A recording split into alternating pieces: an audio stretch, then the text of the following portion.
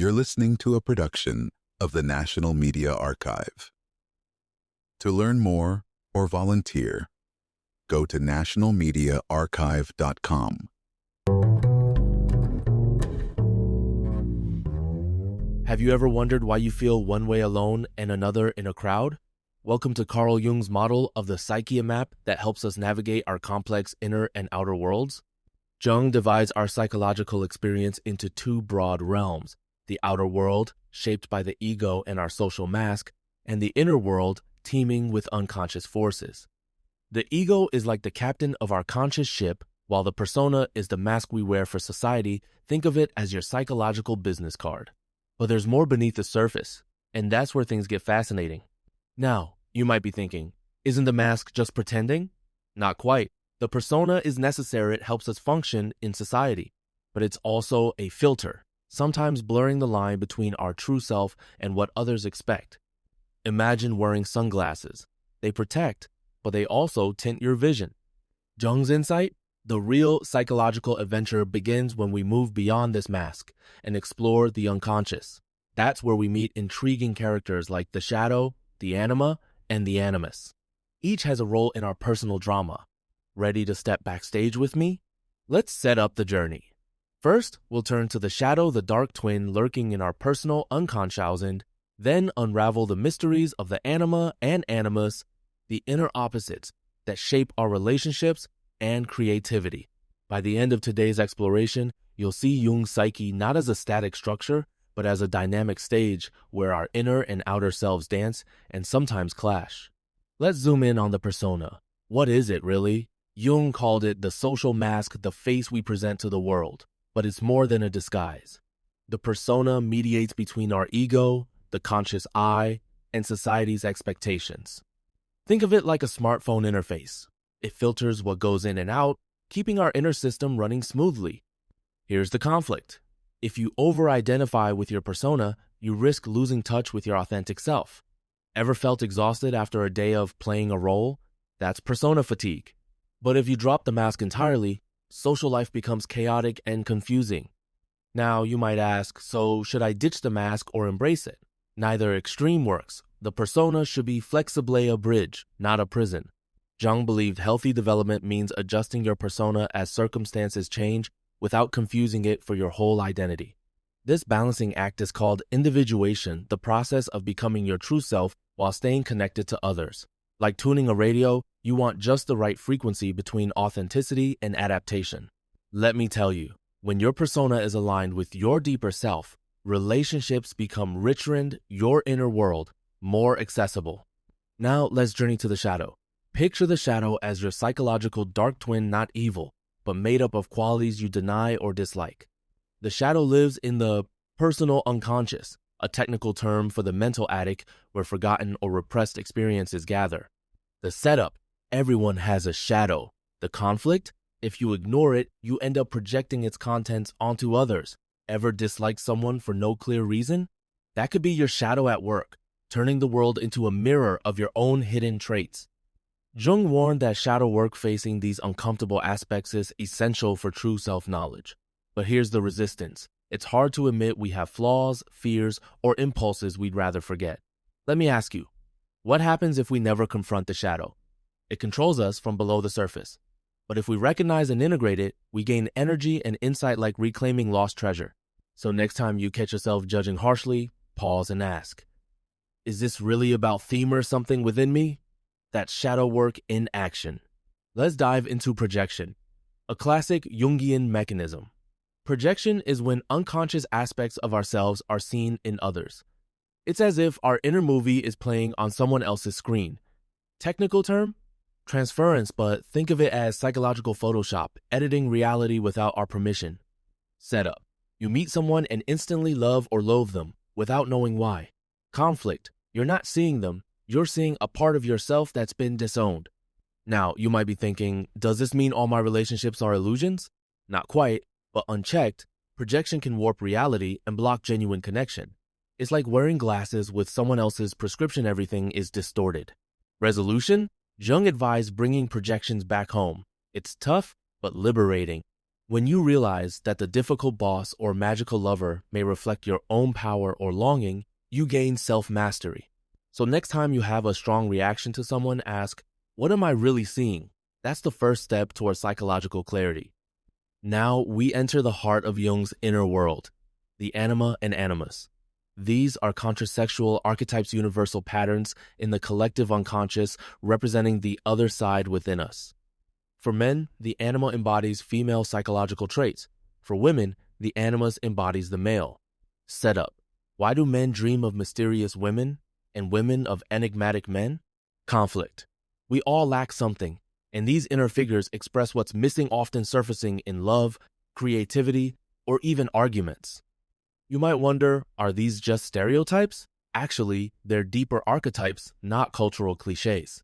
The Anima and Animus act as bridges to the unconscious, just as the persona is a bridge to the world. The resolution comes when we recognize their presence. Only then can we stop being unconsciously driven by them and start integrating their gifts, intuition, empathy, logic, and courage into our conscious lives. Ready to meet your inner other? Let's see how the Anima and Animus show up in everyday experience. Let's break down the Anima into her four stagesha, kind of psychological evolution for men. Stage 1 is Eve, representing basic instinctual ties to women. Stage 2, Helen of Troy, embodies romantic and aesthetic idealization. Third, the Virgin Mary, spiritualizes love into devotion. And fourth, Sapientia or wisdom, transcends even purity, guiding men toward wholeness. Setup. Many men get stuck in the early stage chasing romance or clinging to motherly comfort. Conflict. This can lead to compulsive fantasy or passivity, what Jung called puer aeternices, the Peter Pan syndrome. Now, perhaps you're thinking, but aren't fantasies harmless? Not always. If left unchecked, they sap vitality like a phone with too many apps running in the background. Resolution. By engaging the Anima creatively through art, writing, or honest feeling, men can move toward wisdom and genuine connection. Dante's Beatrice, for example, leads him through the heavens not just into temptation, but into transcendence. So, ask yourself, is your inner feminine keeping you stuck or guiding you forward? Now let's turn to the Animus, inner masculine in a woman's psyche. The Animus has 4 stages as well. First is physical power, like the athlete or hero. Second, action and initiative, think planners and doers. Third, the word professors, thinkers, preachers. And fourth, the Animus becomes the incarnation of meaning, a wise guide to the depths of spirit. Setup. The Animus can be shaped by a woman's relationship with her father, often carrying sacred convictions that feel utterly true but may not fit her real life. Conflict. When negative, the Animus can turn into inner criticism, paralyzing self-doubt or destructive opinions. Let me tell you a story.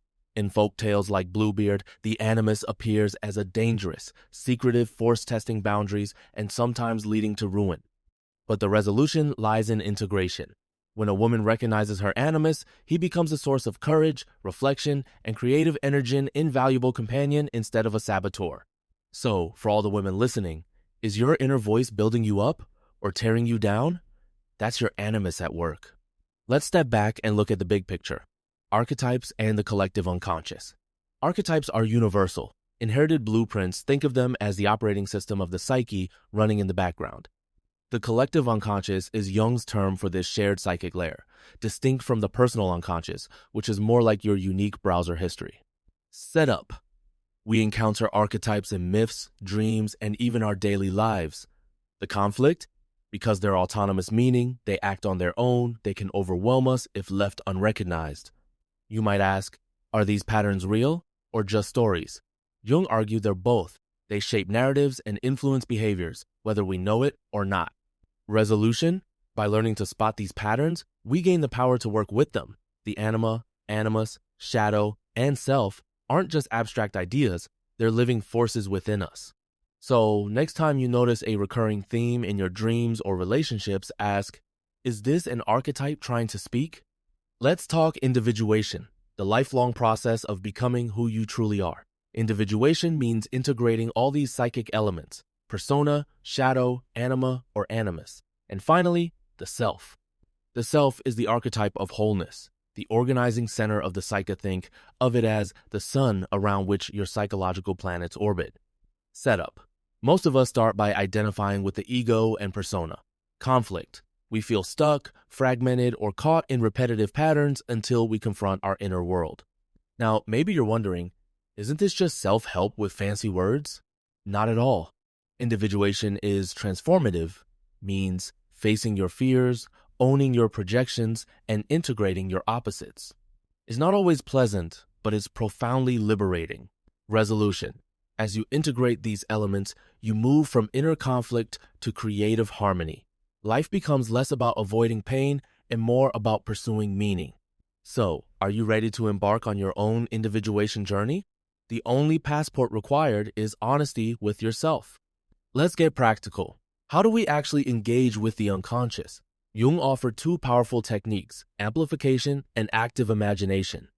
Amplification means turning up the volume on dream images by connecting them to myths, history, or art-like, using Google to cross-reference a symbol's many meanings. Setup. Dreams and fantasies often seem random or trivial. Conflict. If we dismiss them, we miss out on the wisdom of the unconscious. Active imagination is the practice of consciously dialoguing with your inner figures, almost like script writing for your own psyche. Imagine having a conversation with your shadow or anima and recording the results in art, writing, or music. Resolution. These practices can transform vague moods into clear insights and creative breakthroughs. Jung himself interpreted over 80 zero dreams, discovering recurring patterns that validated the collective unconscious. So, next time you wake from a vivid dream or feel a strong inner nudge, don't brush it aside. Ask, what message is my unconscious sending me today? Let's bring it all together. Integration means accepting and balancing all parts of the psyche, not just the bright, but also the dark, not just the masculine or feminine, but both. Real life example? William Sharp, who wrote as Fiona MacLeod, found creative wholeness by giving voice to his anima. For him, it wasn't just a literary trick, it was a living dialogue with the woman within, unlocking new depths of expression. Setup. Many of us resist or ignore inner figures, fearing they'll overwhelm or confuse us. Conflict. This leads to inner stagnation or even neurosis. As Jung warned, when ignored, the unconscious doesn't disappear. It becomes disruptive. But here's the resolution. By facing our inner world with honesty and curiosity, we gain access to creativity, resilience, and self-knowledge. The process is ongoing. There's no final exam, just deeper layers to explore. Now, you might be thinking, isn't this dangerous or just fantasy? Jung would say, imagination is the engine of consciousness. When we listen to our dreams and inner voices, we don't lose ourselves. We become more truly ourselves. So as you move through your own journey, remember, wholeness isn't perfection.